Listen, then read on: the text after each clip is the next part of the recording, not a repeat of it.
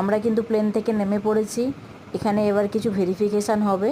এবার আমরা কিন্তু চলে যাব আমাদের নতুন লোকেশান। এই দেখো রয়্যাল বেঙ্গল টাইগার রেস্টুরেন্ট, যেটা কিন্তু ইন্ডিয়ান রেস্টুরেন্ট, যেখানে কিন্তু ইন্ডিয়ানরা এসে তারা শান্তি মতো তাদের খাবারগুলো খেতে পারবে।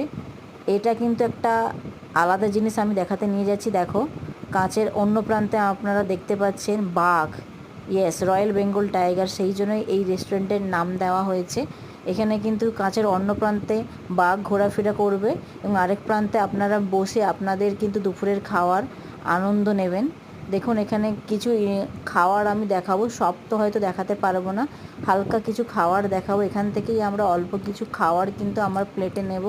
তো মোটামুটিভাবে যেগুলো দেখালাম এর থেকেও আরও অনেক কিছু খাওয়ার রয়েছে। এবার আমি কিন্তু হালকা করে রেস্টুরেন্টটাকেও দেখিয়ে দেবো। যদি আপনারা কখনো থাইল্যান্ডে যান অবশ্যই এই রেস্টুরেন্টটা ভিজিট করবেন।